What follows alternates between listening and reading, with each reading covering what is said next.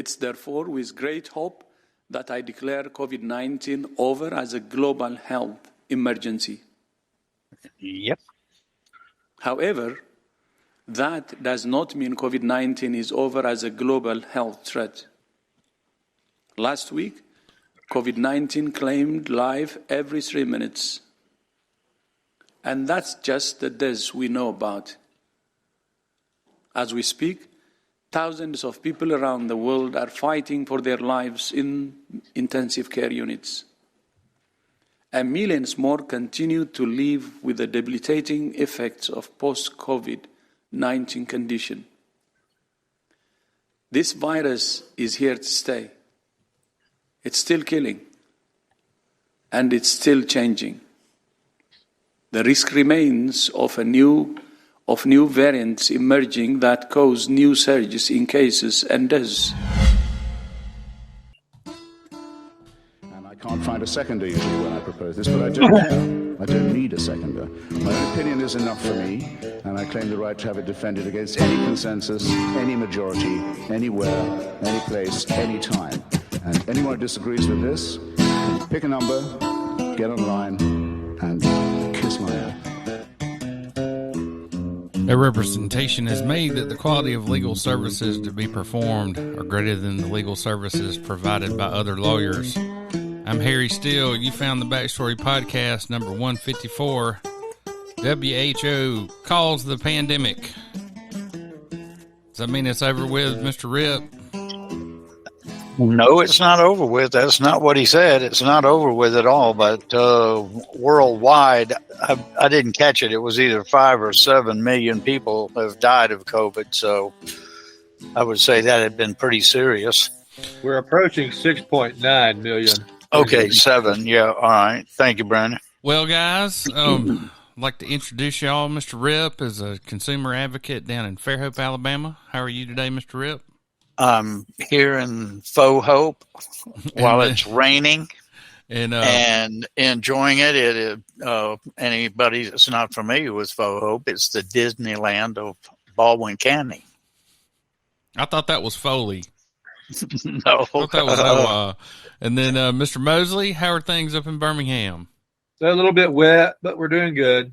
All right. So what does this mean? They've called the pandemic, right? So beginning May 12th, the Department of Homeland Security will no longer require non-U.S. travelers entering the United States via land ports of entry and ferry terminals to be fully vaccinated against COVID-19 and provide related proof of vaccination upon request. So that's one thing that's going to change. And, of course, there's a ominous picture that we'll all remember for the rest of our lives. You know, they declared this emergency in January 2020. Wow. Think about everything we went through during that time. I mean, really. Of course, I didn't want to leave out our southern neighbors in this one because today is Cinco De Mayo, and that is the victory over Spain, right? Correct. No. I thought it was the France had invaded Mexico. France. Yeah, I have my Mexico shirt. They're already an independent country. Hey, you guys scoop me. So today is Cinco de Mayo, and so I thought we would talk a little bit about Title 42. That's coming to an end, right, Brandon? Title 42 allowed border agents to rapidly expel many migrants to Mexico, but some public health experts, Democrat and advocates criticized its health justification, saying it was just part of Trump's goal of curbing illegal and legal immigration. President Joe Biden, a Democrat, took office in 2021, vowing to reverse Trump's restrictive approach, but kept Title 42 in place and explained as his administration grappled with record migrant arrests at the U.S.-Mexico border. Since its inception, migrants have been expelled more than 2.7 million times under Title 42, although the title includes many repeat crossers, and Mexico generally only accepts certain nationalities. So the plague was our excuse for throwing these people out instead of saying, oh, you can claim asylum, and here's your court date a month from now. Fare ye well inside the United States and then never come back to your immigration hearing. Or that's how most of them do. It's hard to imagine there's actually 2.7 million more that could be here other than the ones that came. Right. So right now it is 7:00 p.m. and if you go into any all-you-can-eat Chinese buffet, you will see all these people, these illegal immigrants there. We don't know that I'm they're illegal. stereotyping, but yeah, they're all at the all-you-can-eat buffet on Friday night. Well, really, many countries have immigration problems. I mean, this is nothing new. This is all across Europe. Look what happens between the straits there by Morocco, I think it is, People are risking their life running from different parts of Africa. So the migration issue is, people fear for their life. They're going to run somewhere. And what could this possibly have to do with the topless mermaid? I didn't know that you'd moved to the topless mermaid. And Sertave H. Vici. Well, that's the burn. See, if you don't know your history and you don't know your own family history, you don't really know much of anything. So that's the Byrne family motto and coat of arms with the topless mermaid on top. I thought you'd like that, Paul.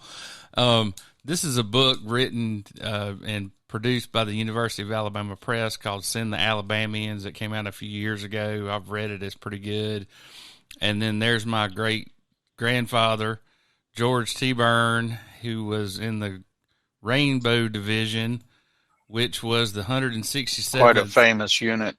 167th Infantry of the Alabama 4th, and the reason they were such ass kickers when they entered World War I was that they've been down on where, Paul?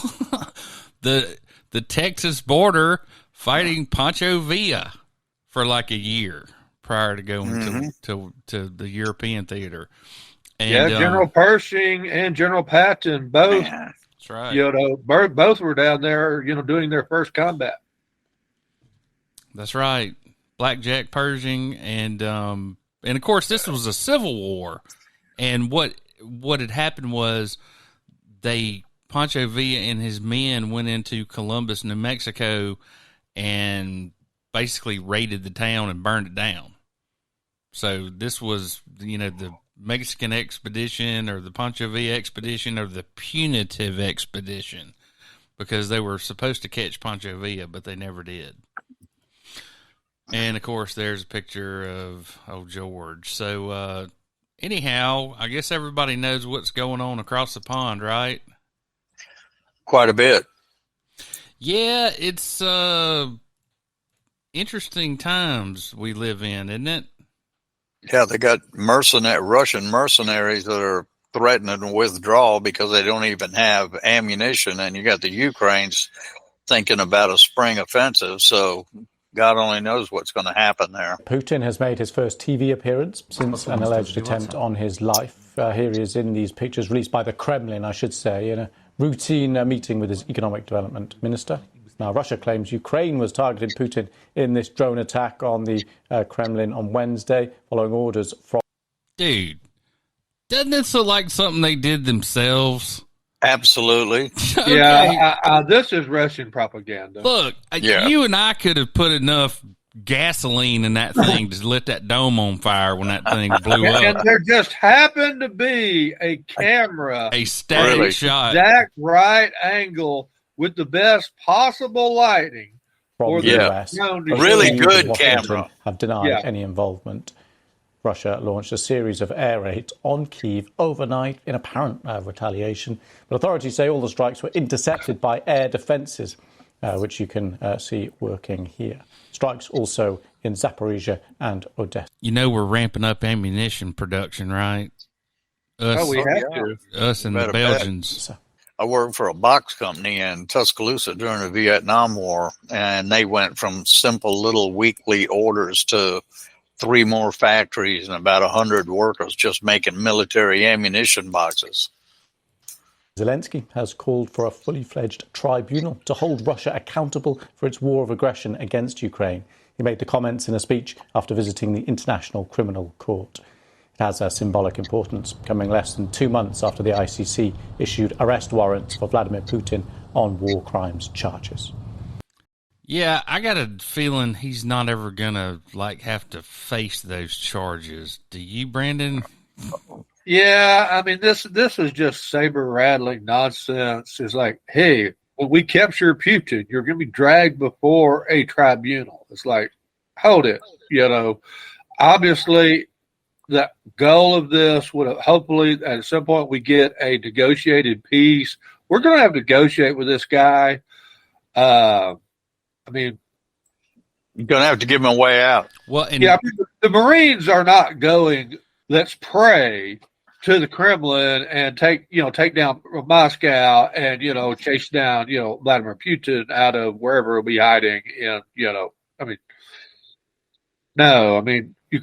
Ukraine doesn't have that kind of ability. Maybe somebody inside the Russian government can take him out if they felt like it. But, he's never going to be dragged before a war crimes trial deal.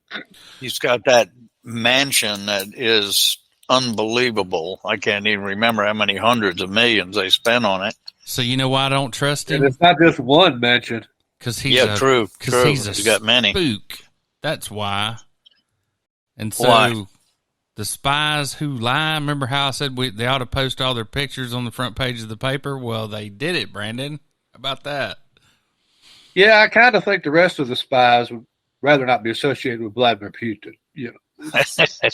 Well, there's good spies and bad spies. Hunter there's spies that aren't quite that spies. Yeah. Spies who lie. 51 intelligence experts refuse to apologize for discrediting true Hunter Biden story. Yep. It's all so graphic and just, So anyway, here's some new info. Senator Ron Johnson says Anthony Blinken lied bold-faced to Congress about Hunter Biden.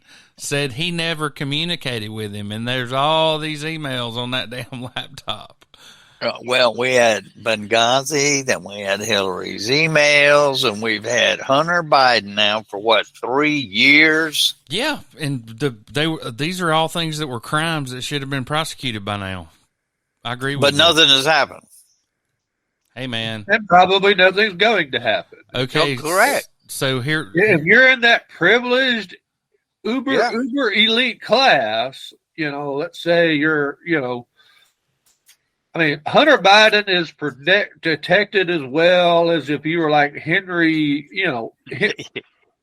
one of the Henrys in England's, kid, hey, the kid does stuff. It's like Uday and Kusei and Hussein, right.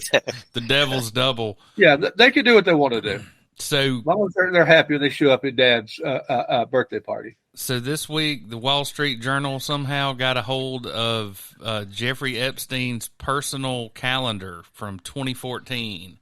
And these are some of the Jake Legs that were meeting with him. William Burns, CIA Director. Leon Botstein, Bard College President. Obama's White House Counsel. Noam Chomsky. Helen Fisher. Yeah, but he was a mover and shaker during all this time too. Yeah, it wasn't just the sex island, right? He had a very diverse, set of interests there, and a lot of money. If I'm a multi-billionaire, I think I'll have a bunch of cool friends too. Yeah. You can get cool friends when you got that kind of bread. Yeah, you throw money around. Yeah, friends will start popping up. All kinds of friends. You better bet. Win the lotto and find out how many friends you got. The Wall Street Journal exposes the prominent names on Jeffrey Epstein's private calendar. Oh. Some planned meetings include CIA Director William Burns, Bard College President Leon Botstein, and Obama White House Counsel Catherine Rumler. The meetings in question all occurring after Epstein had served time in jail for a sex crime involving a minor back in 2008. Remember that? Fox News contributor Bill McGurn joins us now. Bill, we're looking at these names, and if we don't know them by name, we know the position of power. What does this tell you?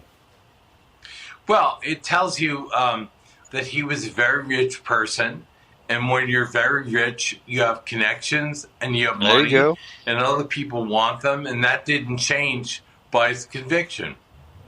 You got Ehud Barak on this, so that's a little bit surprising. Doesn't mean necessarily he's into the unsavory part, but knows the guy has money.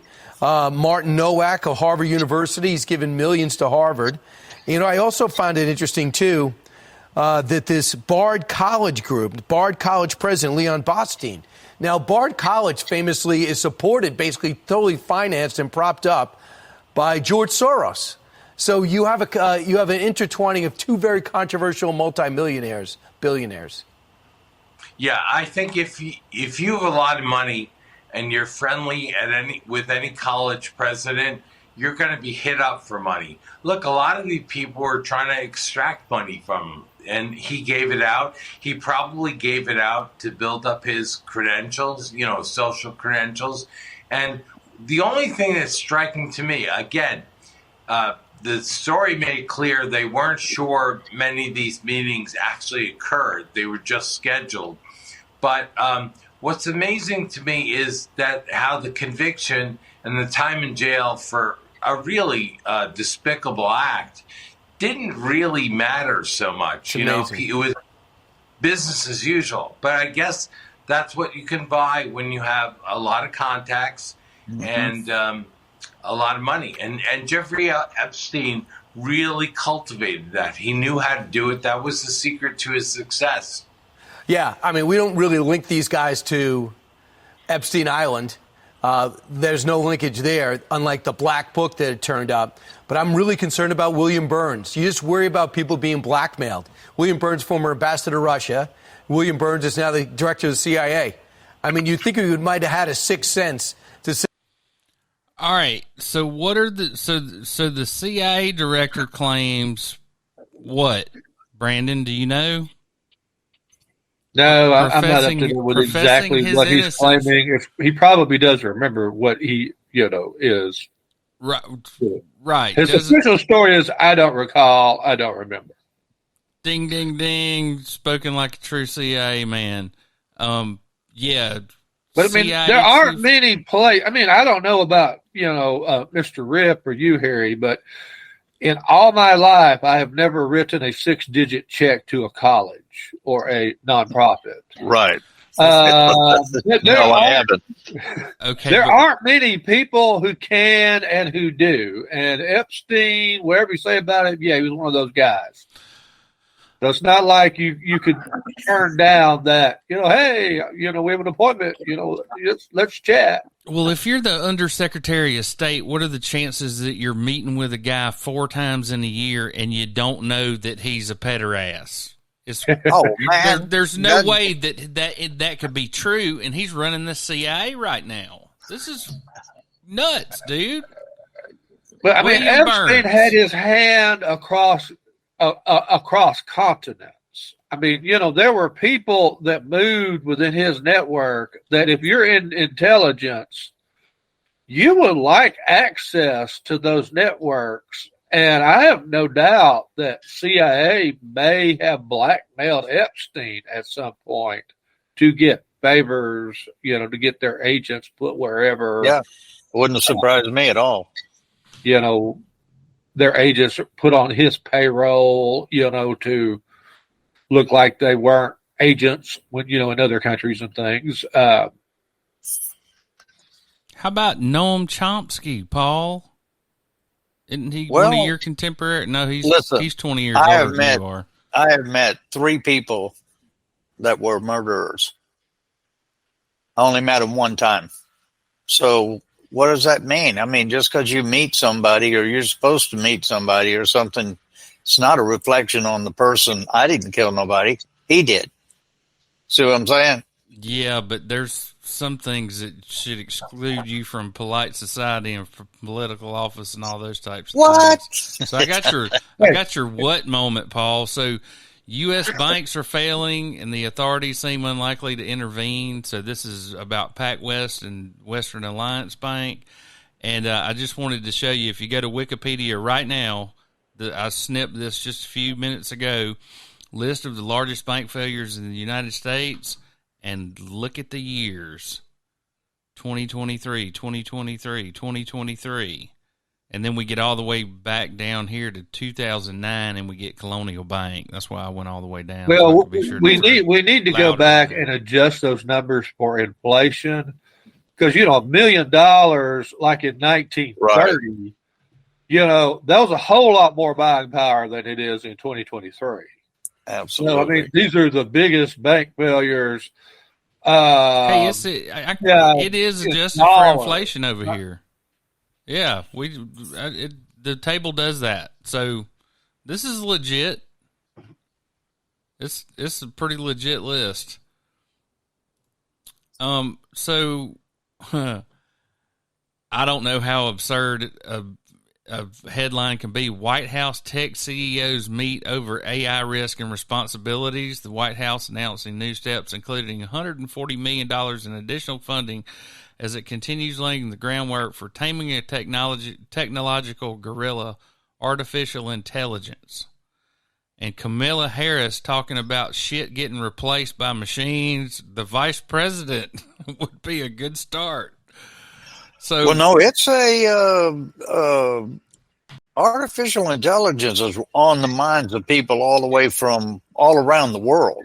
There were some that were predicting that we would be where we are now with artificial intelligence in 10 or 15 years. So this is coming to a shock to them, some of the stuff that's happening right now. And I believe it is beginning to scare some people like, oh, my God, what are we in for here? The U.S. Navy has plans. I don't know if they'll live up to them or not, that in the next decade, they'll have like one air wing of manned fighters on an aircraft carrier. But the vast majority of the fighters on our, existing Nimitz and Gerald Ford class carriers are going to be unmanned, artificial intelligence flown, drones. Wow, that is too cool. Yeah, well, I saw that you're like the bad admiral in the new Top Gun Maverick, right? We're going to get you out of that plane, Maverick.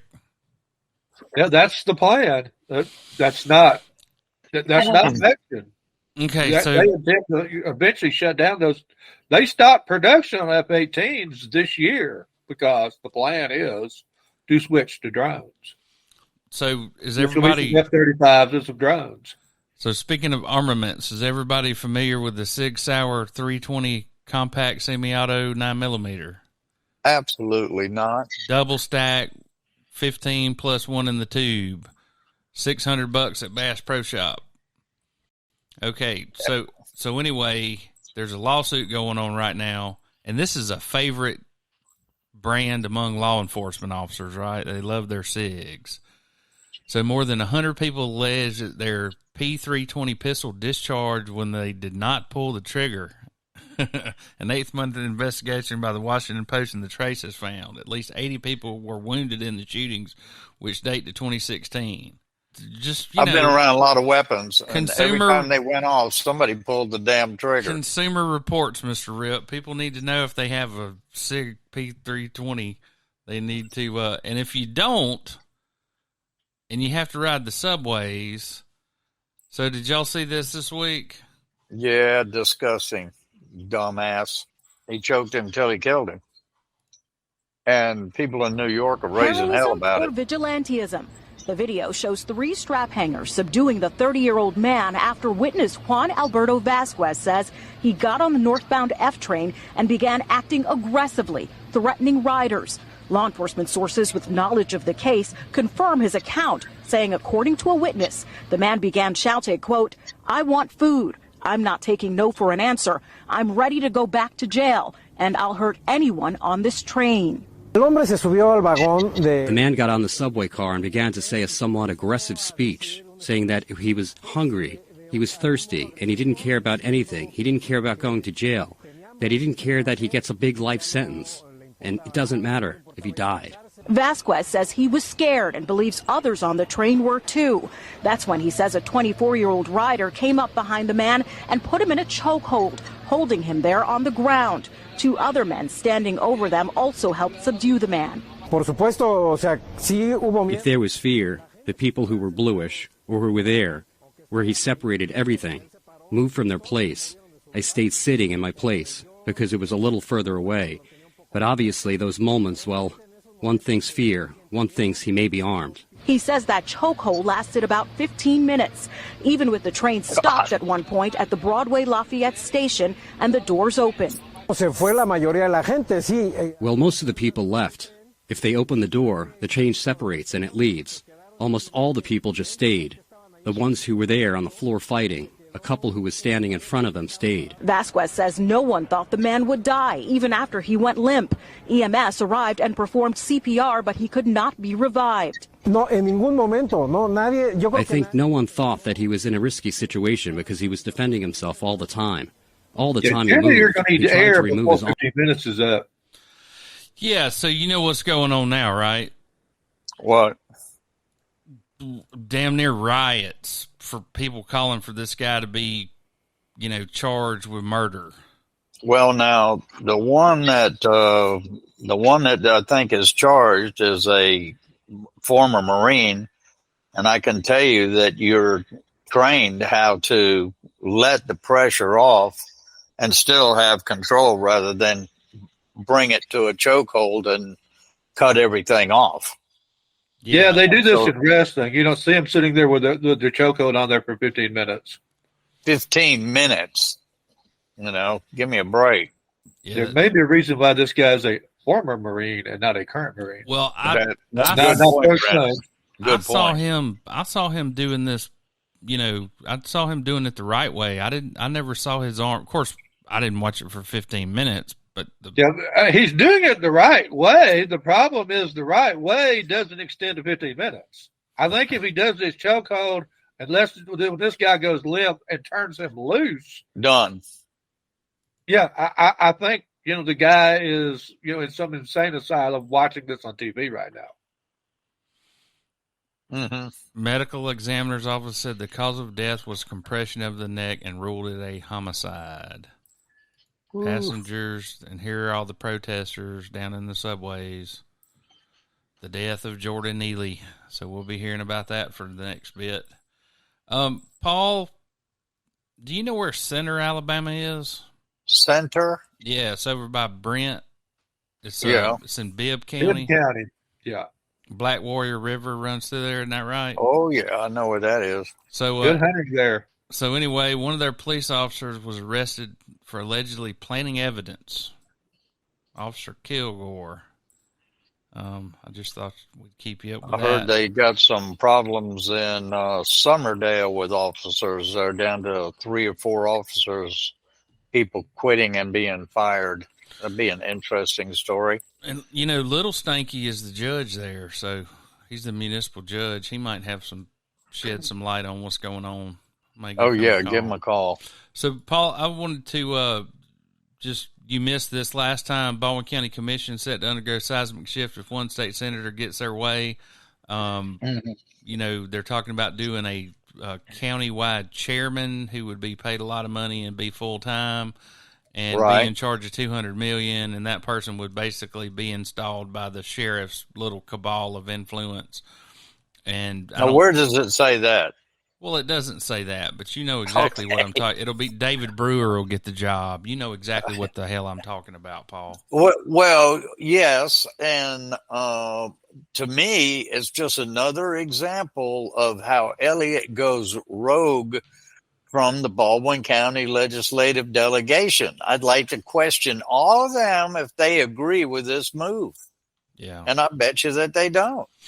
I bet you they don't either. So did you see he just does whatever the hell he wants to do. So your favorite folks, so this is... Oh, my God. They're back at this again? Yeah, so the Retirement Systems of Alabama owns this property down here. This is like the third time, man. This has been going on for 4 or 5 years. They keep coming back to the trough. Yep. So anyway, the Planning Commission denied the subdivision between the Fairhope Fairways.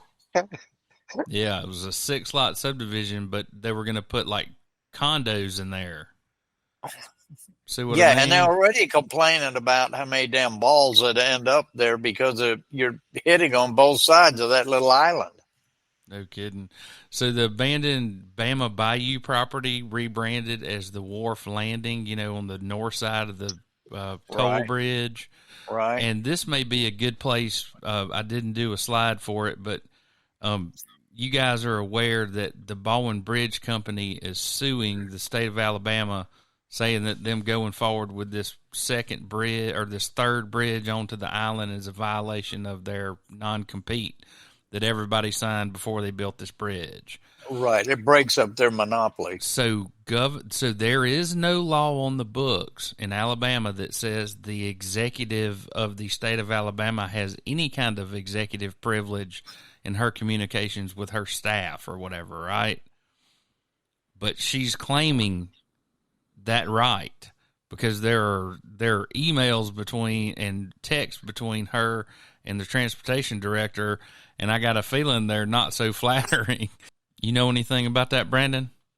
Nope. I have no inside information as to what are in KIV's emails and texts. Oh, nope. Hell. All right. Well, anyway, that's right there at the base of the bridge. Then Orange Beach Charter Boat lands 600-pound bluefin tuna. So there are still some big ones out there. Holy moly. Captain Johnny Green on the Intimidator. Sounds like. So, It's Paul, a big fish. Why don't you do some lagniappe for us? Opposed county commissioners reject Elliott's fifth commissioner's plan. Those of you that are not familiar with lagniappe, you can get it free at a newsstand or you can order it for online. Covers all kind of articles from opinions to political articles, sports, food, what's happening around Baldwin County and Mobile. Another article is dismissed. Judge releases defendants from the Lake Forest defamation suit. I don't know how many people are familiar with the Lake Forest property owner situation, but my goodness, that thing is a nightmare. It's been going on for years and years. They never can get along. People move in there. They don't want to pay the dues. They go up on the dues. They don't want to do infrastructure, talk about each other. I mean, it's just that it is just totally crazy. I thought it was interesting too. There's another article, gunning for a settlement. The sheriff's office nears a $2 million deal with female jailers. This is Mobile. This went back a couple of years ago when the female jail attendants were being harassed by the prisoners and the guards didn't do anything about it. And everybody thought it was cute and funny. Well, now it's going to cost Mobile $2 million.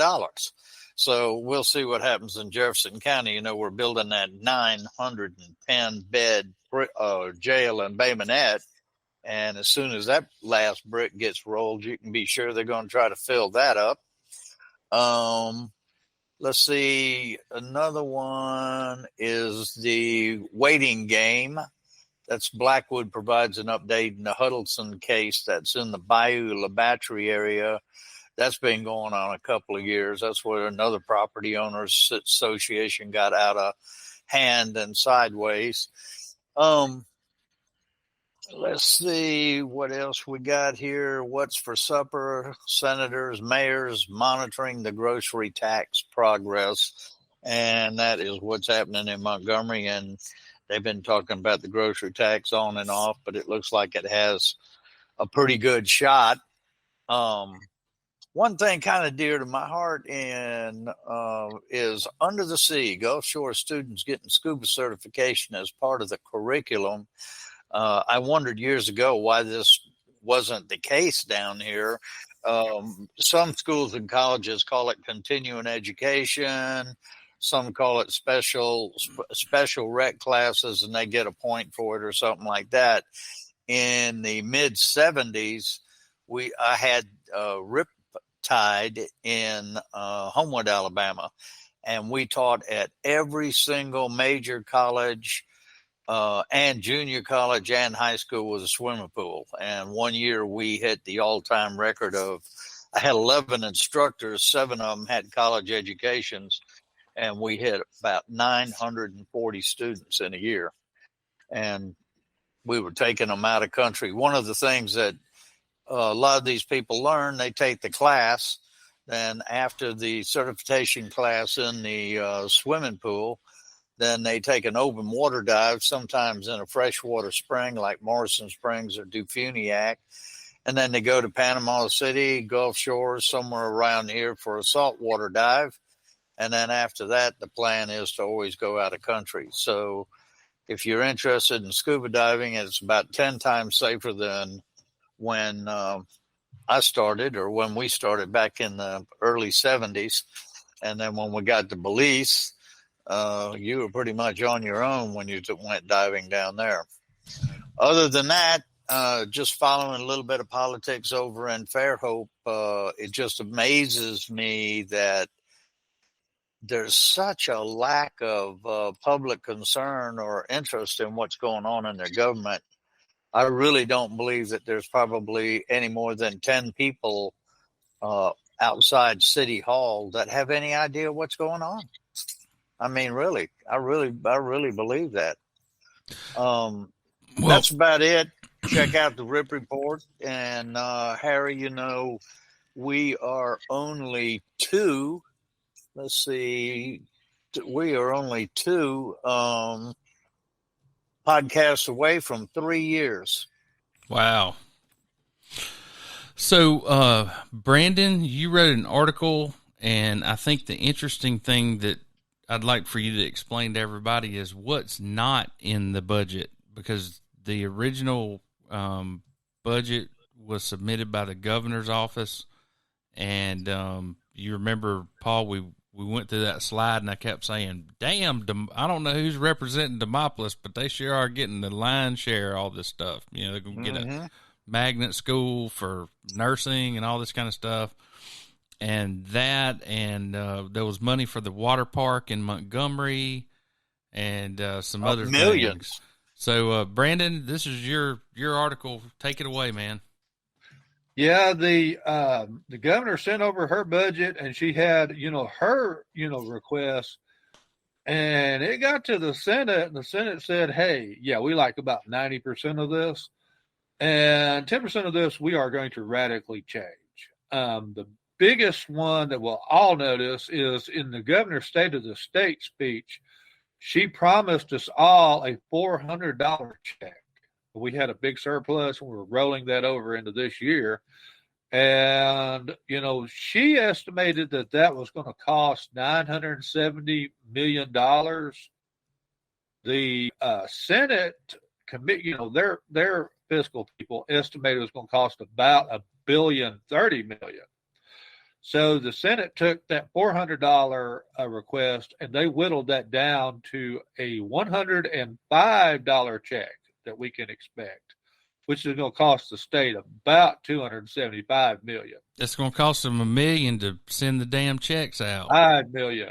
It's like, why can't we just do this? We want to send out a check. Okay. Like, you can't just get a credit for the next 3 years worth of state taxes. Yeah, just give me a credit. I mean, it's only $100. I don't even notice. I know there's notice the credit, but and also the governor.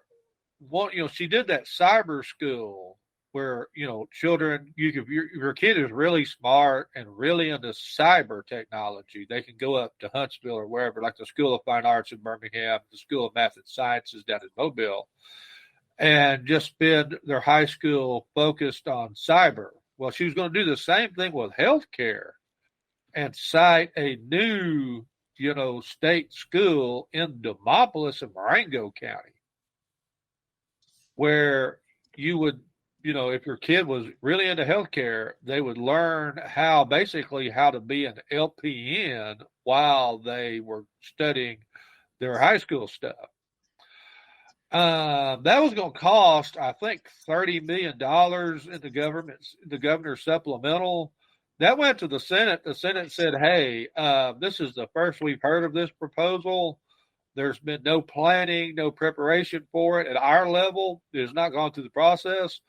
We are ditching that $30 million, and we are instead going to do a $500,000 study that is going to consider is this a viable idea? And secondly, is Demopolis... So we're going to ready, aim, fire instead of just shooting from the hips, deciding Demopolis is where we're going to spend $100 million on a magnet school? The first I heard of that was in the governor's state of the state. I'm like, there's going to be a nursing school, a healthcare school in Demopolis. Okay. Apparently the legislature was like me. They hadn't heard that either. So they said, taught with A.J. McCampbell, a Democrat of Livingston who represents that area. And he said that there are some places all over the state, some of them very progressive, that think the healthcare school would be better in their area than in Demopolis. And they are working behind the scenes to take that away from them. So can I offer your one perspective on the education system? Just give me a sec. Horace Mann was passionate about reforming American education. It was his life's duty. So in 1843, he traveled across Europe visiting schools to get ideas. But no education system impressed him more than the Prussian model. To him, the Prussian model was a work of art. Here was the roadmap to molding children into anything the elite wanted. If the Prussian model could remove every single trace of Polish culture, what could it do for America? With the Prussian model, it wouldn't matter if kids were Protestant, Catholic, Black, an immigrant, Native American, or even atheists, because we would be able to permanently instill patriotism, duty, and hard work into all of them. And with Horace Mann's political influence, tax-funded public schools following the Prussian model slowly started popping up all over America. And slowly but surely, parents, teachers, those in charge, and society as a whole started to accept the Prussian model as the only sensible way to educate the youth. Instead of one big class, schools were divided into separate classes for kids of different ages. Horace also wanted mainly women to be the teachers, which is why women dominate the teaching field today. Teachers were even sent to Prussia to learn firsthand how their system worked. Authorities bought into the Prussian model so much that by 1864, Congress made it illegal for Native American kids to be taught in their native languages. Instead, they were sent to faraway boarding schools so teachers could kill the Indian to save the man. By the end of the 1800s, the Prussian model had taken over America. And by 1900, almost every American state made public school mandatory, meaning that you had to give up your kid to the states or get the kid taken away from you and thrown in prison. Horace Mann changed the face of American public education forever, but the public school system wasn't in its final form yet, because as much as the Prussian model did wonders for the government, it still didn't do much for businessmen like you. And as John D. Rockefeller, you also saw the power of the Prussian model on the masses, and you planned on systematically infiltrating it.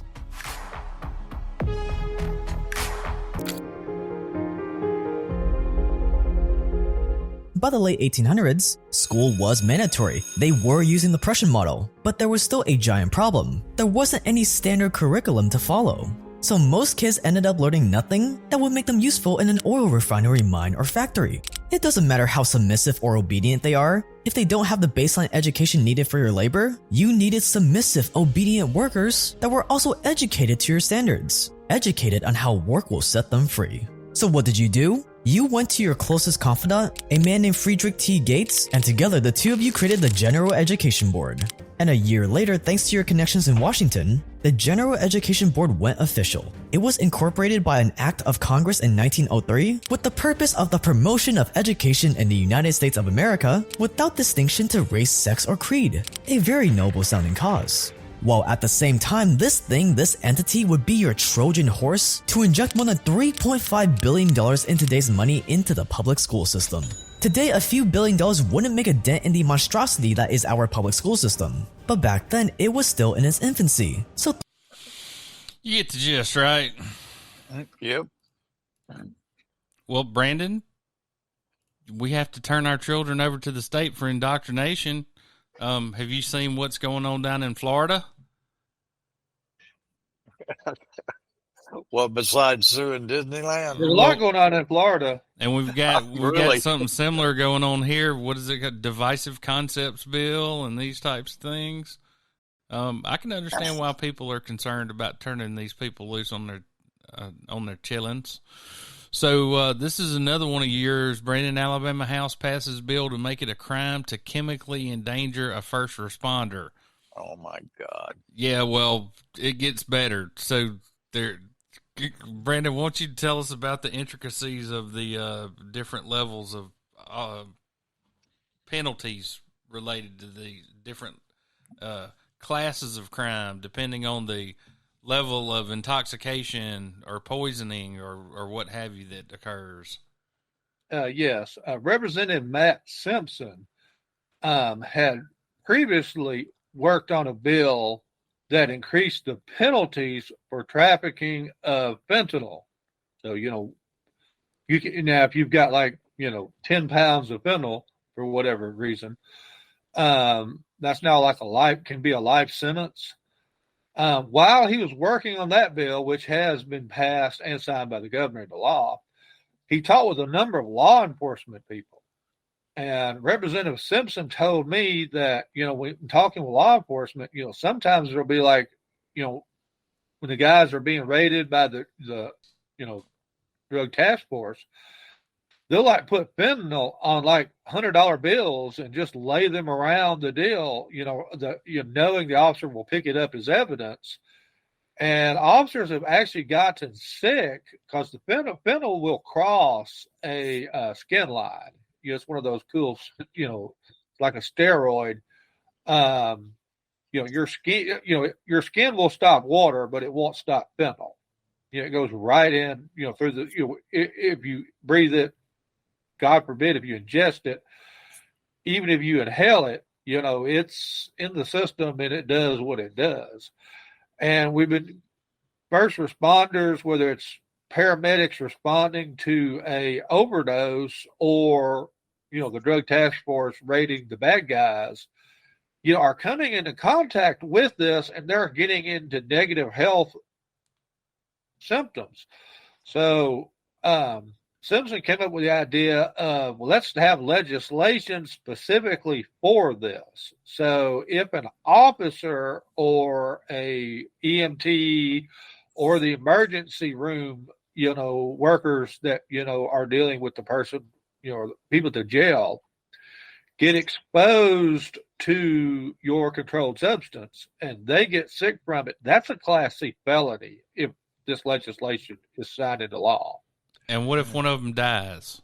If one of them gets really injured, where, it's a debilitating, possibly even disability type injury, that's a Class B felony. And if you accidentally or intentionally or knowingly, negligently kill a first responder through your drug, trap, or You're done. Yeah, that is a Class A felony. You're done. And this is on top of the fact that you had fentanyl, which is a controlled substance anyway, and you've already got penalties, up to life, in the previous legislation. So this has the potential of throwing a few more people into the Alabama prison system for a significant period of their, days. The bureaucracy they caught must be the served. guy, I don't know whether it's Baldwin County or Mobile, when they caught the guy with fentanyl and candy-shaped colored pills. Yeah. And so, I mean, I don't know what his defense is going to be, but having candy-colored pills that would attract kids or something, and he's carrying fentanyl, oh, my God. He needs a PR firm, not a lawyer. Oh, right.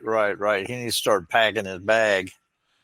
Okay. Yeah, whatever he wanted to do in his life, while he's out on bond, assuming he got bond, he better do it. He better do it. This is the bucket list time because he's probably not going to see daylight. All right, Brandon, tell me about the expansion of the protection from abuse orders.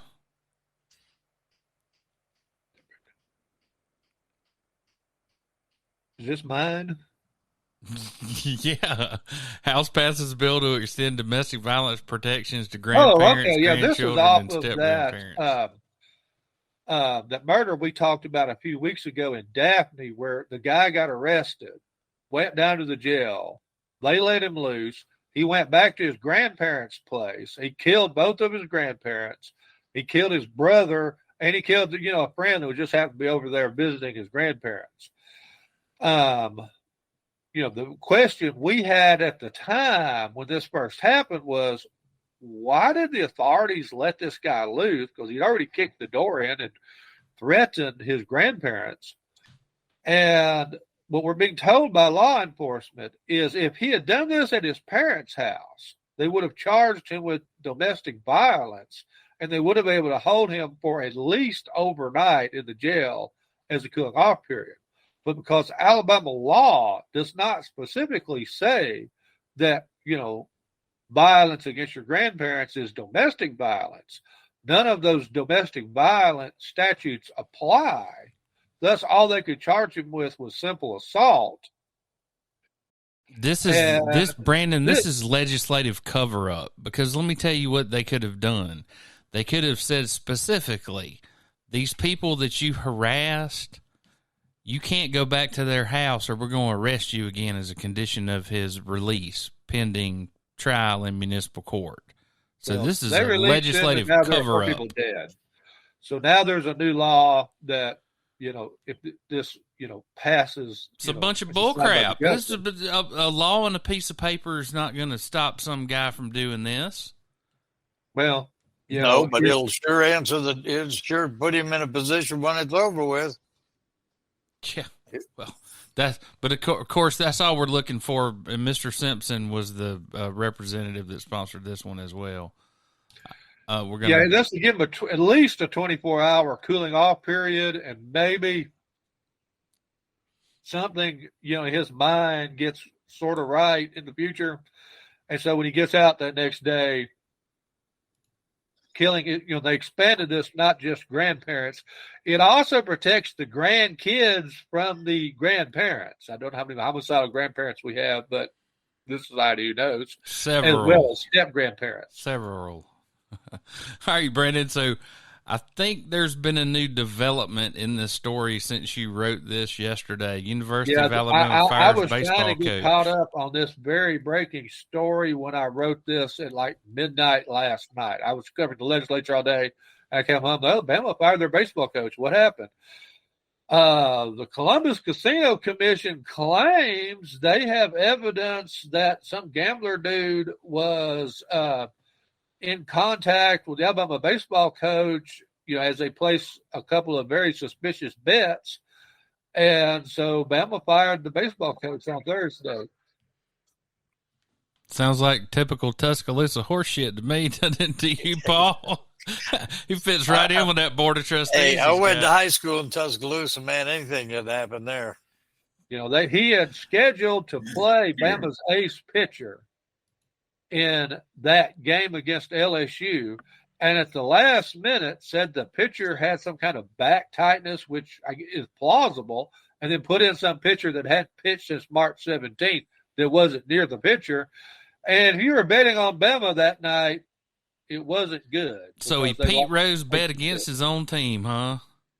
That's just as dirty as you can get. In Ohio did, according to the Ohio Casino Commission. Well, look, I don't know how the Ohio Casino Commission has that information, because this just happened last Friday. This was a week ago. Yep. So how did you get the phone records to prove they've got video of the gambler talking on a cell phone, but I'm talking on my cell phone all the time. It doesn't necessarily mean I'm talking to the baseball coach at Alabama. I'm guessing the dumb gambler let casino security take his cell phone away from him, and the Bama coach wasn't smart enough to use a burner phone for your illicit deals with gamblers. But at Bama.edu email extension used. Yeah, just not. So listen, apparently if you're out of a job, you can go talk to what was this group in Oxford, Alabama? This is a fundraiser that was already scheduled. I think this is Rainbow Omni or Omni Rainbow, something like that. I've actually been out there. It's cool. They take, disabled. What we used to, intellectually challenged adults, and trains them how to do various skills. This is a nonprofit. It does sort of like what Goodwill Industries used to do or still does to a point, but there's a lot more sophisticated than that. And it gets them jobs that makes them productive citizens and members of the workforce. but as a nonprofit, he's a fundraiser. Now, Tucker, when he agreed to do this, did not know that Fox was going to fire him. So when he got fired, he could have said, well, I just got fired. Do I need to go to Oxford, Alabama and speak to these folks? To Tucker's credit, he still came to Alabama and still spoke to the folks. And got a lot more publicity for this than if he was still at Fox. Well, hey, Biden's thing, what was it at the press thing, Harry? His speech there, you should have cut that. I mean, man, that was really good. I thought that was good. He cut Carlson, and it came off with some pretty good jokes. The White House Correspondents Center. Correct. Yeah, I skipped that one this year. Yeah, I didn't get my invite. I don't know what happened there. And usually it's like a comedian I've heard of hosting it. I didn't know who that guy was. And maybe that's my fault. No, I meant Biden's part of it. Yeah, but I'm just saying that's why I would watch it, would be to listen to Stephen Colbert or somebody like that. Yeah, Bob Hope's dead. There aren't any good comedians anymore. But. That's true. Even Bob Saget. So, anyway, now that COVID's over with and we don't have to worry about getting banned or whatnot, I thought we might do a postmortem next time on, what was right, what was wrong. Why is it that Robert Kennedy Jr., who's what I consider a wacko when it comes to vaccines, I think he's probably right about the mRNA vaccine, but I don't know that you get mRNA-induced acquired immunodeficiency syndrome or some of these other things that he's claiming. But there's some reason that he's bumping around 20% of the Democrat vote right now, which I think certainly surprised me. Of course, I'm sure that's his people releasing those polling numbers. Yeah, and there's a percent of Democrats that just see Kennedy and they're there. And the other thing, Harry, you didn't get the clip on Trump on the rape case. Did you hear that? No. What'd he say? Oh, no. I'm not going to say what he said. You got to find that and cut that for the next one. I'm telling you, you will not believe what he said.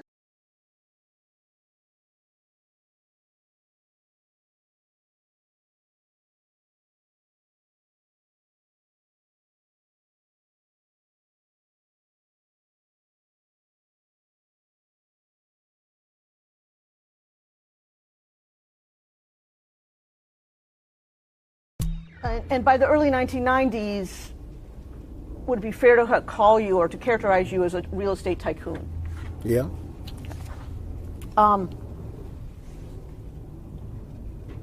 Trump Tower on Fifth Avenue, that was completed in 1983?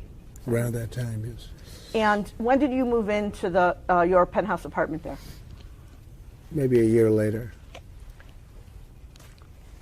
And that remained your primary residence until you were elected president, correct? That's right. And where's Trump Tower located? I obviously know. 57th and 5th.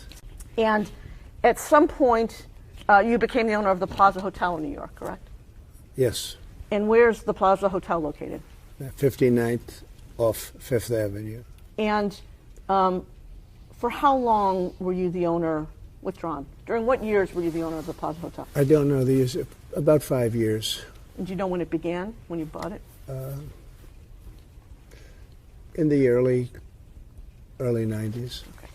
Now, in the 80s and 90s, is it fair to say you had a busy social life? I don't know. I mean, I don't know what you'd have to define social life. I wouldn't say that busy. I was working very hard, so I didn't have time to be too much onto the social calendar, but yeah. Well, let me try to phrase it this way. In the evenings during that period, you went out quite a bit in New York City to benefits, galas, etc. A lot of charity events, yes, but I don't think that much. No. So, in the period, in the 80s and 90s, we've already discussed you would go to benefits and parties, and Is it fair to say that a lot of those parties, there would be a, or benefits, there would be kind of a photography line either at the beginning or throughout the event? Yes. And that people would take photographs like Getty Images and then put them out? And this is another Getty Images printout. And is it fair to say that this document indicates that you were the Grand Marshal of the New York City Veterans Day Parade on November 10, 1995 in New York City? Yes. Similarly true that during this same period you made appearances on television, correct? Yes. Sitting here today, can you recall any TV interviews that you did that you remember? I did everything. When you say everything, give me some examples if you can. I did the late night shows. I did the newscasts. I even did some of the political shows on Sunday, even though I wasn't really in politics as I am now. But they wanted me to do that, and I did that. They'd ask me to do them all the time. So I did quite a bit of television.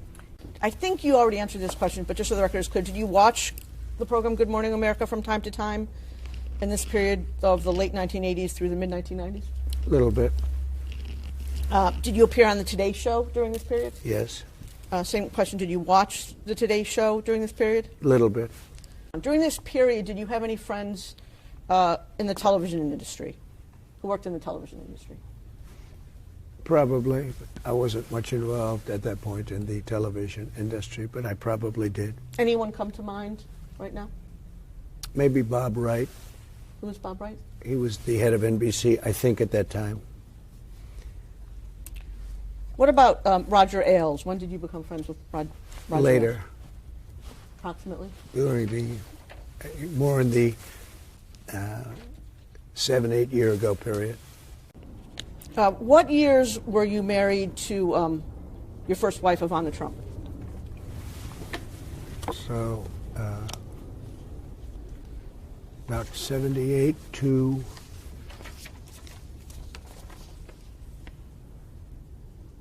the early 90s. Your next wife was a woman by the name of Marla Maples. Right. And sitting here today, do you recall what years you were married to Ms. Maples?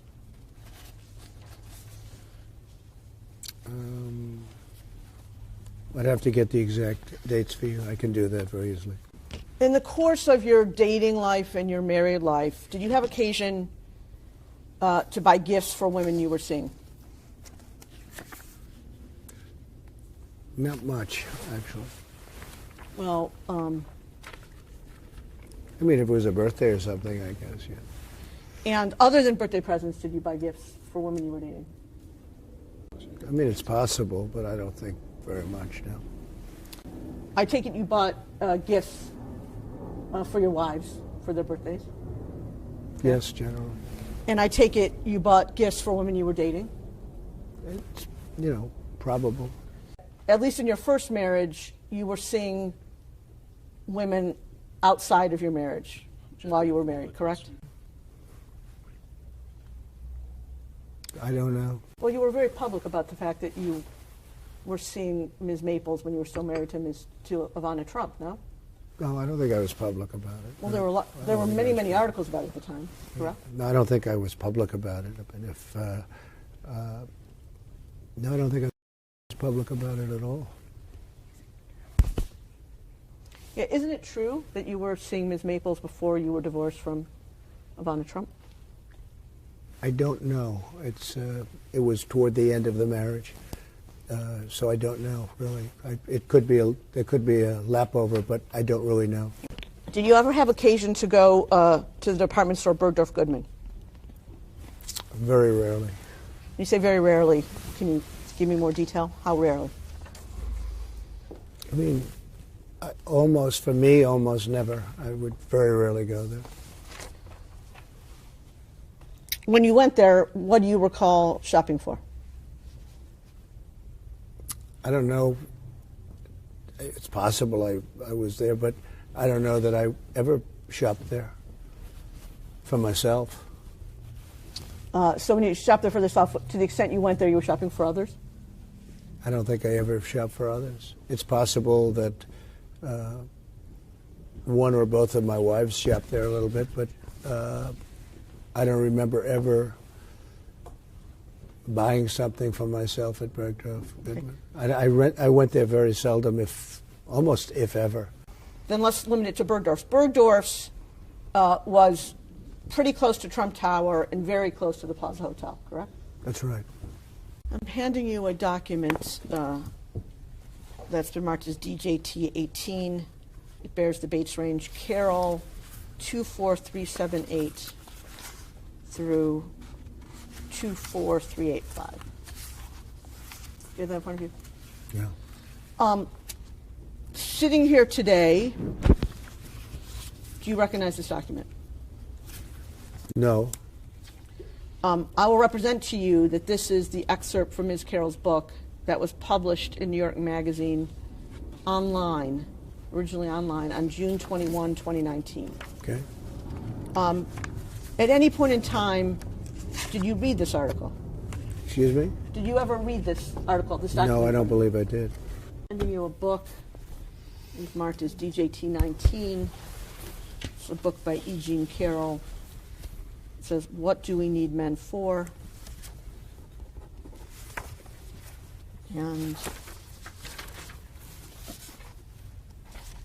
if you look at the publication date,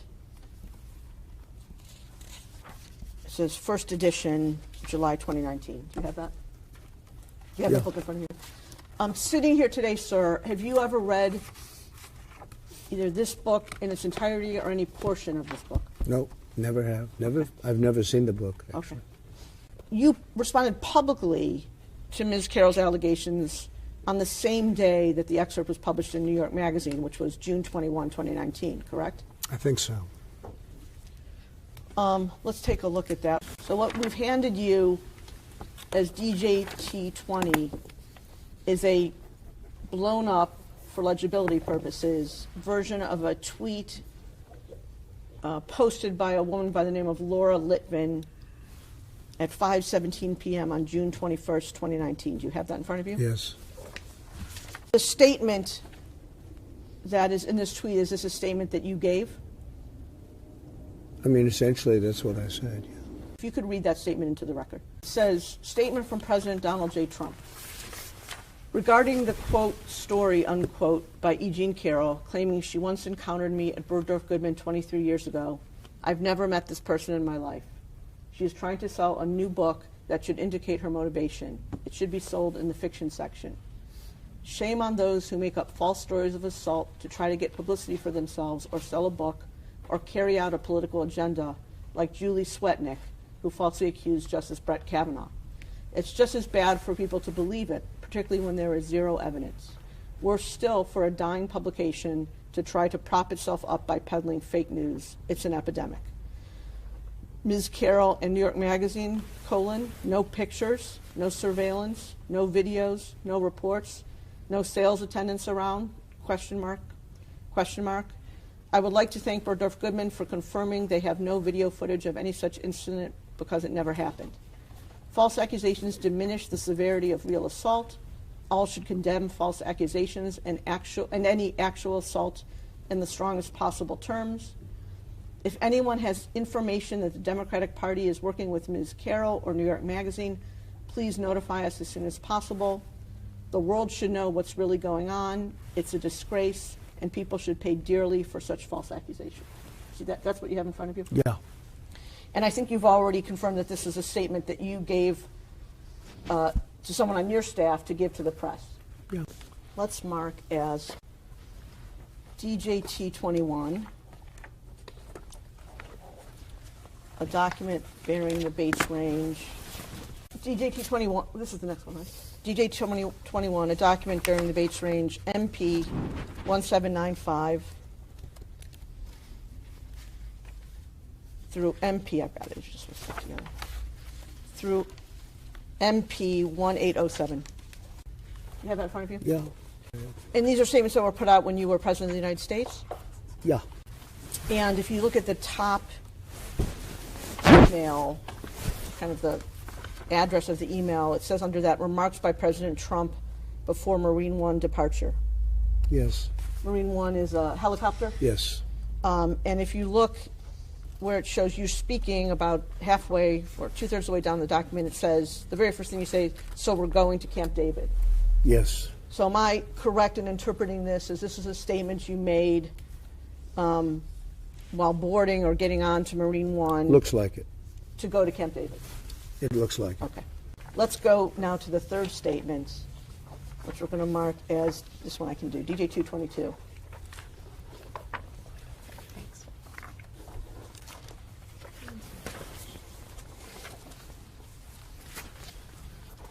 You have in front of you, sir, a document, 5-page document. The first page says in bold type, exclusive, Trump vehemently denies E. Jean Carroll allegations, says she's not my type. It's from a publication known as The Hill. It's dated June 24th, 2019, and it's attributed to the gentleman Jordan Fabian and maybe not be gentlemen. It's attributed to two people, Jordan Fabian and Cigar and Genti. You see that? Yes.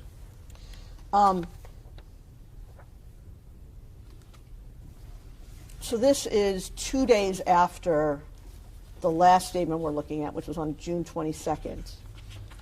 Do you recall having an interview with reporters from The Hill on June 24th, 2019? Vaguely, yes. And do you recall where that interview took place? I think it was in the Oval Office. And you're quoted just below that paragraph as saying as follows, and this one I'll read. I'll say it with great respect. Number one, she's not my type. Number two, it never happened. It never happened, okay? And then the reporters say, the president said while seated behind the Resolute desk in the Oval Office. See that? Yes, I do. And the statement that I just read that begins, I'll say it with great respect. That was a statement that you made to the reporters for The Hill on June 24, 2019, correct? Yes. And same set of questions. I take it, sir, that you stand by that statement today? Yes, I do. So before you made your statements that it never happened in 2019, did you or anyone on your staff reach out to anyone at Bergdorf Goodman? I didn't have to reach out to anybody because it didn't happen. And by the way, if it did happen, it would have been reported within minutes. Talking about going to a major floor, probably, I assume, the most important floor, a major floor in a major department store. That's a very busy store, by the way, and checkout counters and everything else. And I would be in there. I mean, it's the most ridiculous, disgusting story. It was just made up. After you made the statements that you made in June of 2019, did you or anyone working for you reach out to Bergdorf Goodman? After the statement was made, no. In your June 21 statement that's marked as Exhibit 20, you say, and this is the Litvin tweet, I never met this person in my life. Yes. Was that a true statement when you made it on June 21, 2019? It was a true statement when I made it. I think subsequently, or at some point, they showed a picture on a receiving. I was on a celebrity line for a charity, and I think I was either shaking her hand or her husband's hand on a receiving line. Like I say, shake a lot of hands with people, but I had no idea who she was. So if I can understand your testimony, sir, you're saying that at the time you made the statement that's in DJT 20, you were not aware of ever having met Ms. Carroll. You have since seen a photograph that shows you with Ms. Carroll on a receiving line. Along with a lot of other people. This was a very public, I think it was a charity or a celebrity event or something. And I think that's her big claim to fame, that she shook my hand at some celebrity event. So the answer to my question is yes, that after you made the statement, you became aware that there's a photo of you with Ms. Carroll in a receiving line, correct? At some point, okay. I saw there was a photo on a receiving line, yes. Okay. Let's mark the photo. What number are we at? What?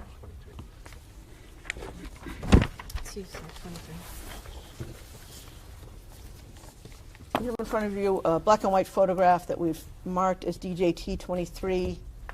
And I'm going to ask you, is this the photo that you were just referring to? I think so, yes. Okay.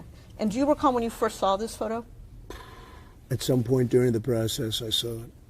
That's, I guess, her husband, John Johnson, who was an anchor for ABC. Nice guy, I thought. I mean, I don't know him, but I thought he was pretty good at what he did. I don't even know who the woman. Let's see. I don't know who. It's Marla. You say Marla's in this photo? That's Marla. Yeah, that's my wife. Which woman are you pointing to? No. Here. Carol. Oh, is that, the person okay. you just pointed to was I E. Jean see. Carroll. Who is that? Who is this? Point, your wife. And the woman on the right is your then wife. I don't know. Ivana? This was the picture. Ivana. I assume that's John Johnson. Is that That's Carol? Because it's very blurry.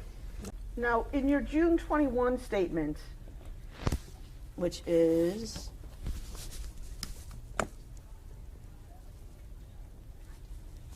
DJT 20, you said that Ms. Carroll was trying to sell a new book,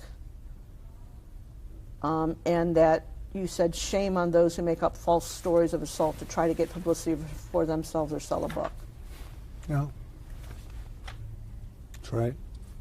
Before you made that statement, did you have any knowledge, one way or the other, of the financial arrangements between Ms. Carroll and the publisher of her book? No. Did you even know who her publisher was? No. Had you ever seen her book contract? No. Did you know anything about Ms. Carroll's financial situation? No. Did you know anything about her expected book sales? No idea. Before you made the statement that appears in DJT 20, do you know whether you or anyone working for you did any research on Ms. Carroll? I just don't know. It's possible somebody, when they heard this horrible accusation, it's possible that somebody did a little quick research, but not that I know of.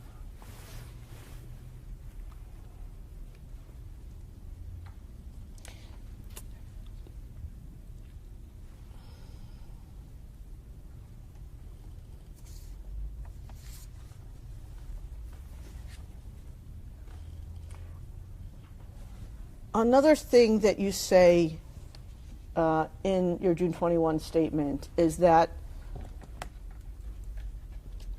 Ms. Carroll was trying to carry out a political agenda. Yeah. Before issuing your statement on June 21, did you learn what political party Ms. Carroll No, belonged to? I didn't know that.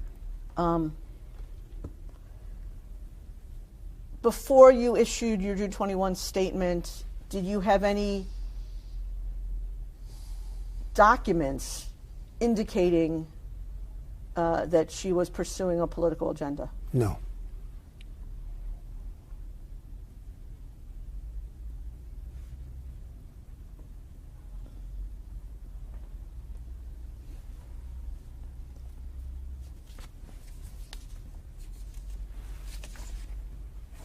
At the end of your statement, your June 21 statement, you say, if anyone has information that the Democratic Party is working with Ms. Carroll or New York Magazine, please notify us as soon as possible. Did anyone ever notify you about that? I don't know. Sitting here today, you can't recall anyone who notified you? I don't know, yeah. One of the other things that you said about Ms. Carroll at the time appears in your June 24 statement, which is DJT 22. And what you said there is, I'll say it with great respect, number one, she's not my type. When you said that Ms. Carroll was not your type, you meant that she was not your type physically, right? I saw her in a picture. I didn't know what she looked like. And I said it, and I say it with as much respect as I can, but she is not my type. And again, when you say type, you just refer to looking at photos, so you mean physically she's not your type? Physically, she's not my type, and now that I've gotten indirectly to hear things about her, she wouldn't be my type in any way, shape, or form. But when you were talking back on June 24th, you were referring to her not being your type physically, I correct? saw a photo of her, Okay. and the only difference between me and other people is I'm honest. She's not my type. I take it the 3 women you've married are all your type. Yeah. What is True Social? It's a platform that's been opened by me as an alternative to Twitter. And your handle on True Social is @Real Donald Trump? I believe so, yes. Okay. Now, on October 12th, just a few days ago, you issued a statement on True Social about Ms. Carroll in this case, correct? I believe so, yes. And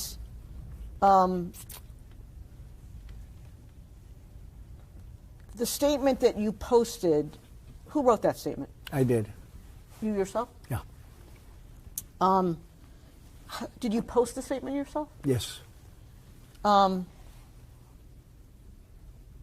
in addition to posting the statement on True Social, you also sent it to the press. Yes.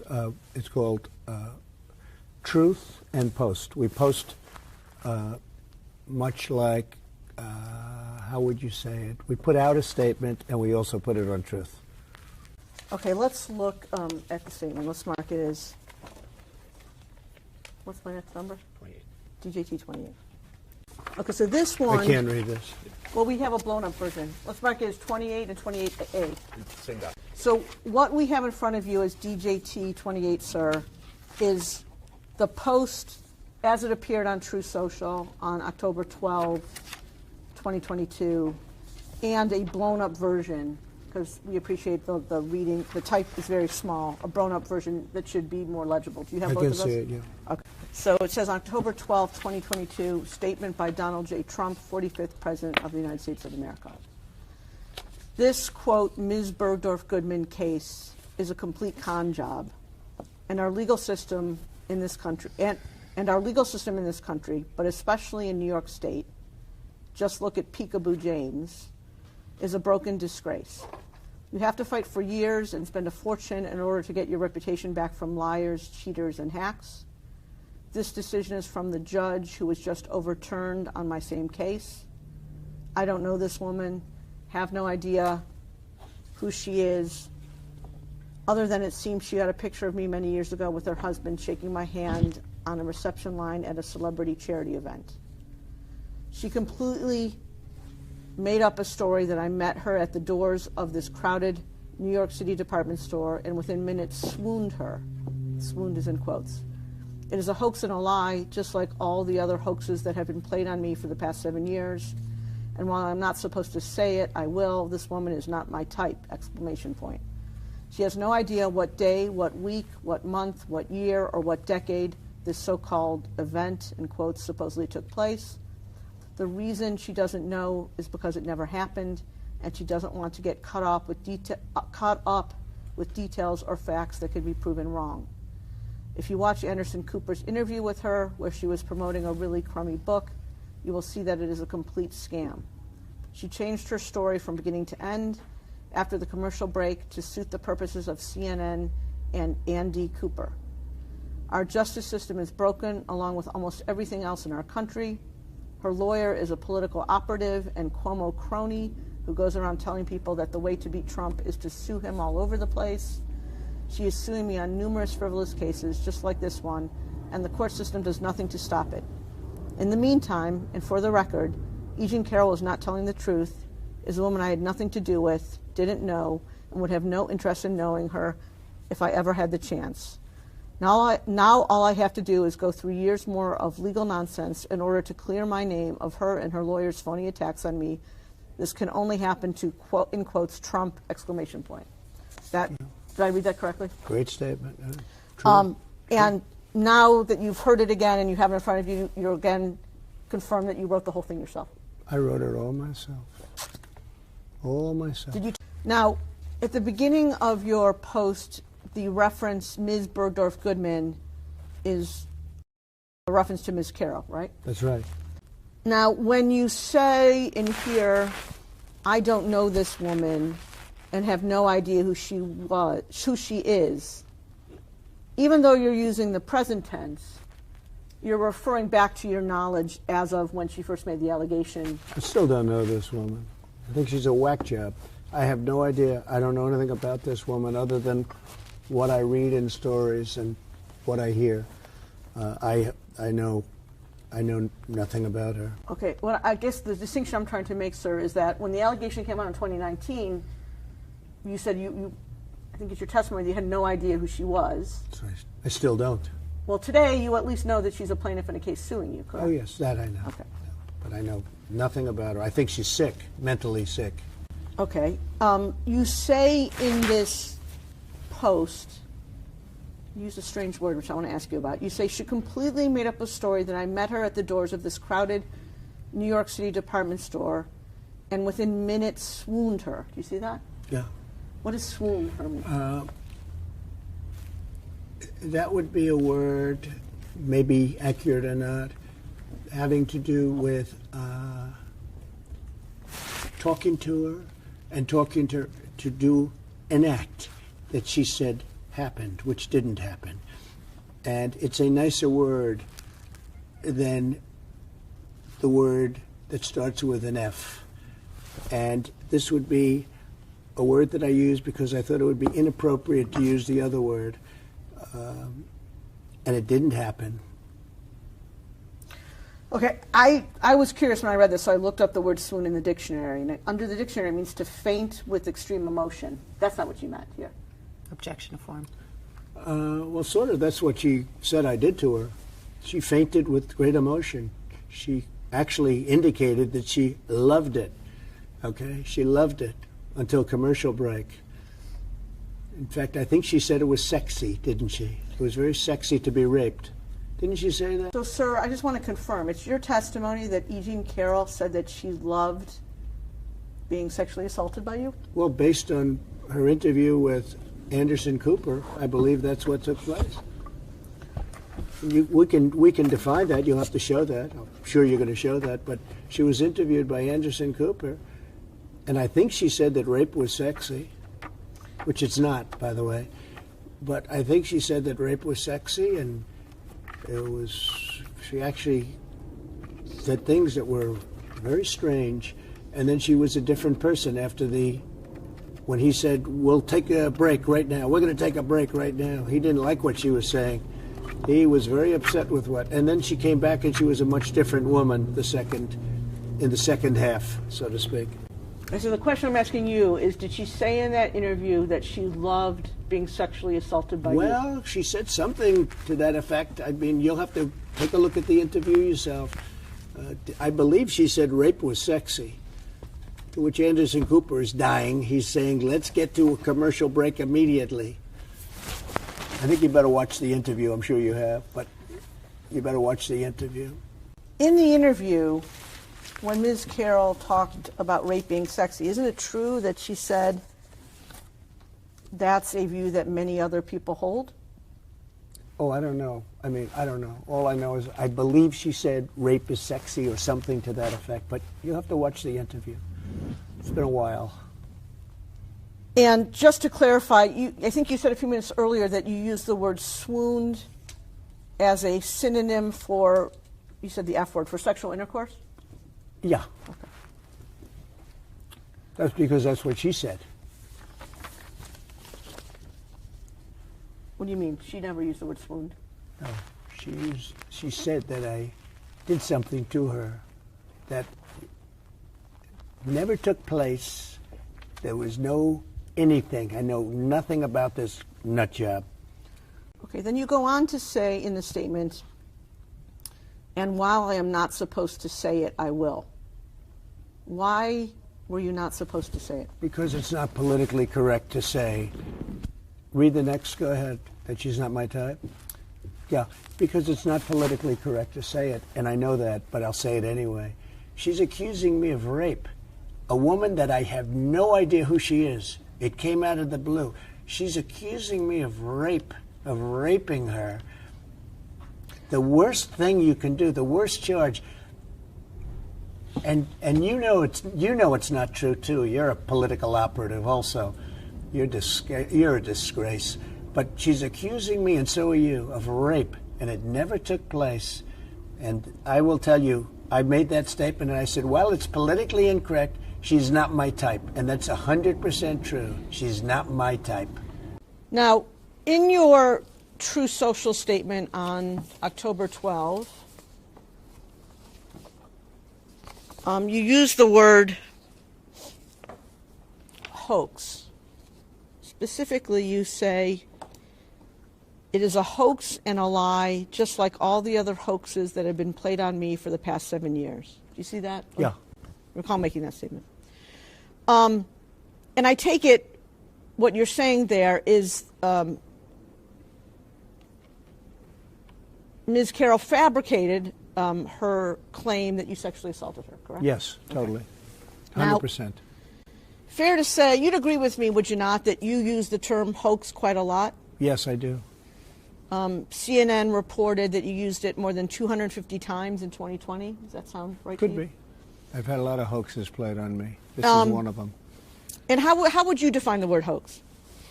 A fake story, a false story, a made-up story. Something that's not true. Something that's not true, yes.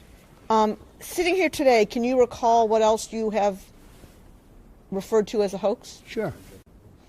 The Russia hoax. It's been proven to be a hoax. Ukraine hoax.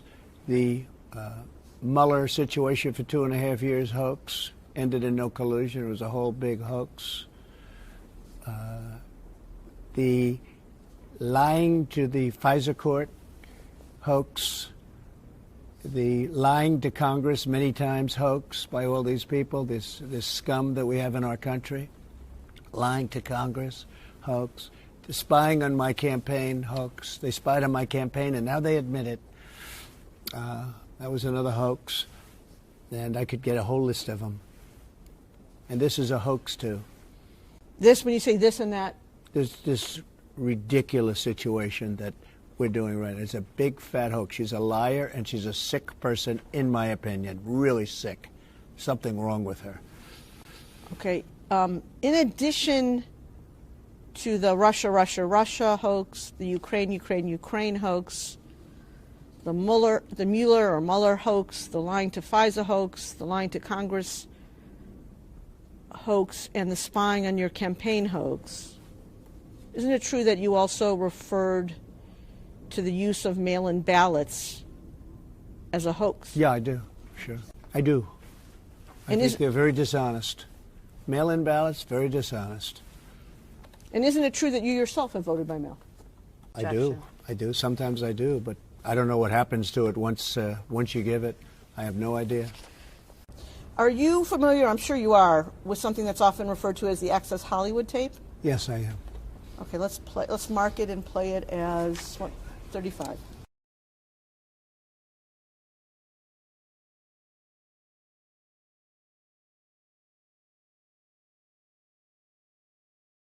You know, and she used to be great. She's still very beautiful. I moved on her, actually. You know, she was down in Palm Beach. I moved on her, and I failed. I'll admit it. Whoa. I did try and fuck her. She was married. Huge news, Sarah. No, Nancy. Yeah. No, this was marriages. And I moved on her very heavily. In fact, I took her out furniture shopping. She wanted to get some furniture. I said, I'll show you where they have some nice furniture. I took her out furniture. I moved like a bitch, but I couldn't get there. And she was married. Then all of a sudden, I see her. She's now got the big phony tits and everything. She's totally changed her look. She's hot as shit in the purple. Whoa! Yes! Whoa! Yes, the Donald has scored! Whoa! Oh, my man! Wait, you gotta look at me when you get out of your legs. This up. That is very. You give me the thumbs up. You are a. You gotta put the thumbs up. You gotta get the thumbs up. Can't be too happy. First? Yeah, let me. It's very fun. You gotta give the thumbs up. All right, you and I will love that. Oh my god. Maybe it's a different one. better not be the publicist. No, it's her. Yeah, that's her with the gold.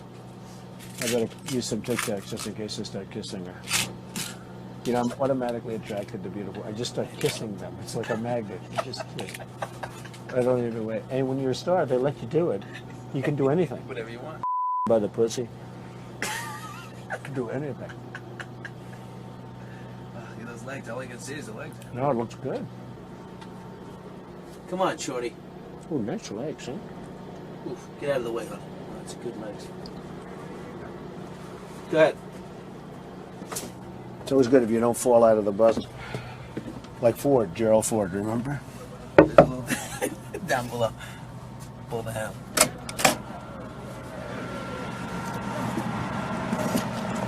Hello, how are you? Hi. Mr. Trump, how nice are seeing you? you. Terrific. Pleasure to meet you. Terrific. You know Billy Bush? How are you? Nice to see you. How you doing, Ariane? I'm doing very well, thank you. Are you ready to be a soap star? We're ready. Let's go. Make me a soap star. How about a little hug for the Donald? He just got off the Would bus. you like a little hug, Okay, darling? absolutely. Melania said this was okay. That's you in that video, correct? Yes. Yes. And am I correct that that video was recorded in January, withdrawn? Am I correct that that video was recorded in September 2005? I guess that would, I don't know the date, but whatever date it was is fine with me. And am I correct that you were engaged to your current wife sometime in 2004? I don't know. Am I correct that you married your current wife in January 2005? I don't know relative to that tape, no. And the person you were speaking to, it's now famous, in that video was Billy Bush? That's right. Please This is very old news, fully litigated during debates, during everything else, fully litigated. Okay. And you know what I said then, and I say it now? Locker room talk. That was locker room talk. Okay. That's what goes on. And you did say in the video that you, quote, moved on her heavily, correct? Excuse me?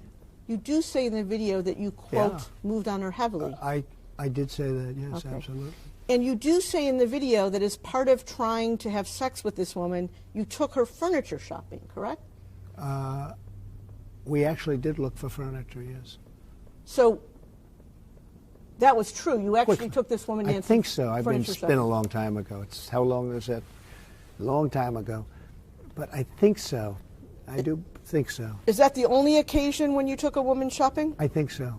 And you say, and again, this has become very famous in this video, I just start kissing them. It's like a magnet. Just kiss. I don't even wait.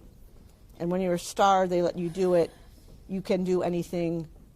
By the pussy, you can do anything. That's what you said, correct? Well, historically, that's true with stars.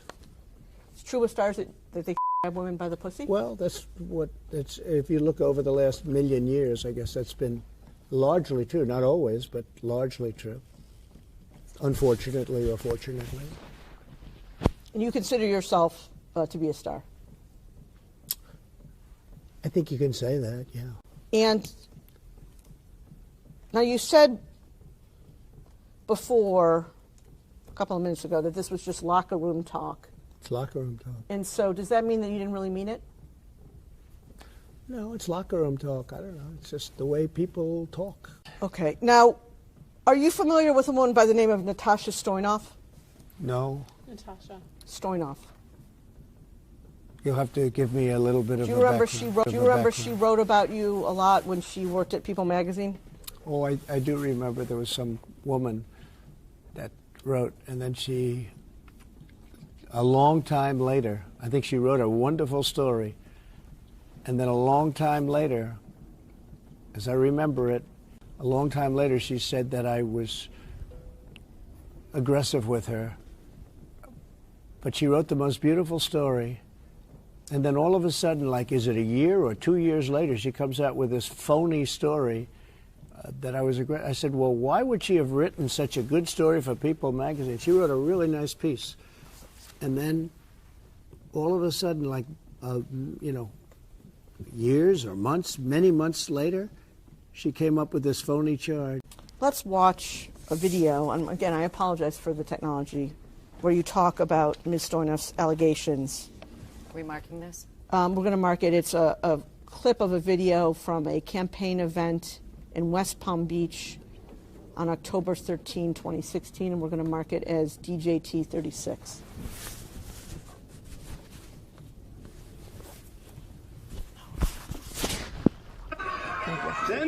writer from People magazine who wrote a story on Melania and myself on our first anniversary. The story was beautiful. It was beautiful. It was lovely. But last night we hear that after 12 years, this took place 12 years ago, this story, a new claim that I made inappropriate advances during the interview to this writer.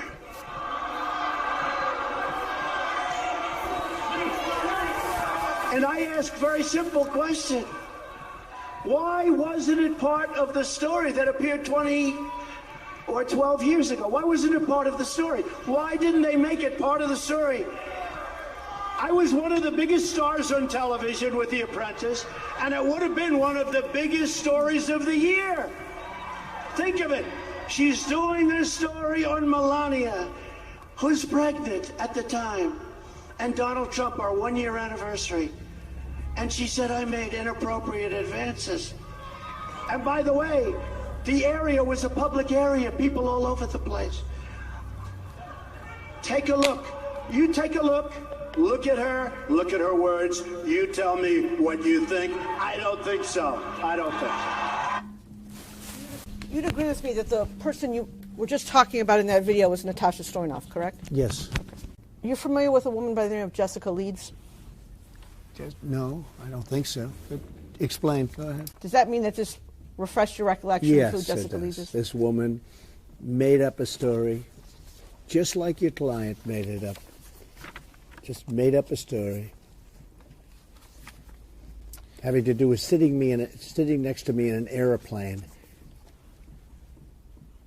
And I mean, I'll have to read this again, but that story was so false also. But this was, I guess, making out as opposed to what your client said. This story was so false. This is a disgrace also. And do you recall speaking about Ms. Leeds' allegations at campaign events in 2016? I might have. I thought it was so, like your client, I thought it was so ridiculous. Okay, let's take a look at the next video, which is DJT 38, correct?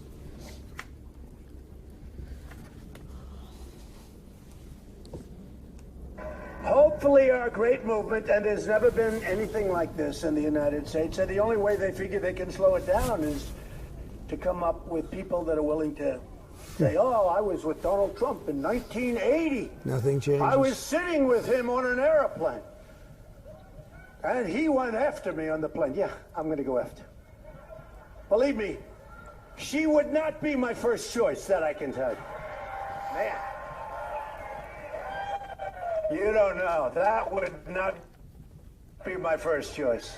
When you said in that video that Ms. Leeds would not be your first choice, you were referring to her physical looks, correct? Just the overall.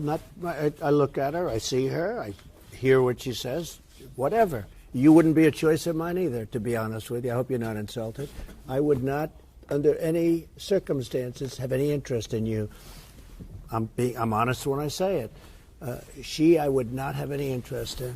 The video we just watched, where you talked about Ms. Leeds. What else did you know about Ms. Leeds that would indicate to you that she would not have been your first choice, other than how she looked? I don't know. I think I probably saw her on television or something. But I don't want to be insulting. But when people accuse me of something, I think I have a right to be insulting because they're insulting me. They're doing the ultimate insult. They make up stories, and then I'm not allowed to speak my mind. No, I disagree with that. No, she would not have been anywhere on a list. I just wouldn't have been for me. No. It's disgusting. It's what she said was disgusting. Can you imagine doing that on an airplane? What she said? I'm doing that on an airplane. That's almost as ridiculous as doing it in Bergdorf Goodman in a dressing room.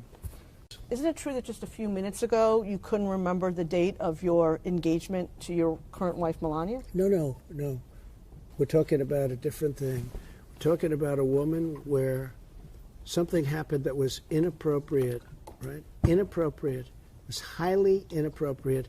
She would remember that date. I would imagine she would have complained to the airline. She would know the flight. She would know everything about it. She didn't even know the year, as I remember it, just like your client doesn't know the year, doesn't know anything about it. If something happened like that to your client would know the second, should know down to the second, should know the day, the month, the year, right down to the second. In the last paragraph of the statement that you made on June 21 that appears in the Laura Litvin tweet, DJT 20, you said as follows. Last paragraph where? DJT 20. Go ahead, what is it? You say as follows. The world should know what's really going on. It is a disgrace, and people should pay dearly for such false accusations. You see that? Yeah. And the person you meant who should pay dearly for such false accusations was E. Jean Carroll, correct? Yeah, and I think their attorneys, too. I think the attorneys like you are a big part of it, because you know it's a... So, but anyway, I gotta check out, man. I got 2 grandkids at the door, and I got the door locked. All right. Well, you guys have a good one, and we will see you next time. All right, man. Hey, you should check that out, Harry, for real. I'll do it.